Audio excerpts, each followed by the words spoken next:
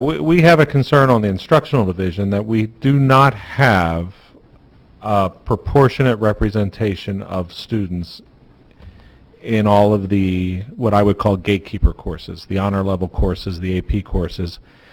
And conversely, we have an overrepresentation of certain student groups in our lower level courses. And that is the thing that we're trying to address. Why? We're trying to think about the root cause, like what's causing it, why is that happening? Sometimes it's just through our data, kids have been skipped.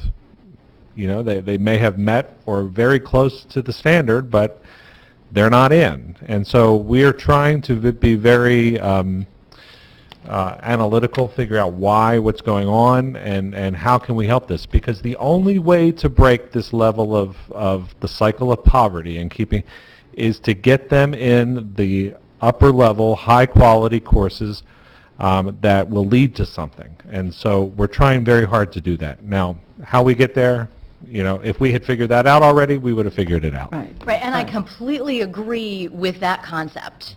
I don't know that mandating a quota in honors level classes is the way to get at that, right? How do you improve student growth of the underrepresented populations? I think that's what, and we've heard in a lot of the work sessions that it's all about, it's going to be all about targeted interventions, right? So how do we maybe think differently about targeted interventions? Well, and sometimes it's that easy, because sometimes it's just you got to provide extra support to students. Right. But these are sometimes also the students whose parents are not advocating for them.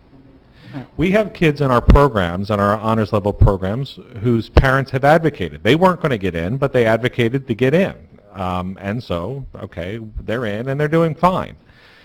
These are not necessarily the parents that are going to advocate for those children. And so my direction to principals, take a look at your data. If you have kids that are very close or at the standard and they're not in, advocate for them yourself as the administrator, as the instructional leader of the building, and see what's happening. Because the kids will do fine. It's just nobody's causing a ruckus. Hey, my kid's not in GT. Well, okay. But GT could be a gatekeeper, moving on to upper level courses. It's certainly a pathway. So that's what we're trying to address. Right. We might not be, this might not be the right measure, but it's certainly something that we're aware of and we need to pay attention to.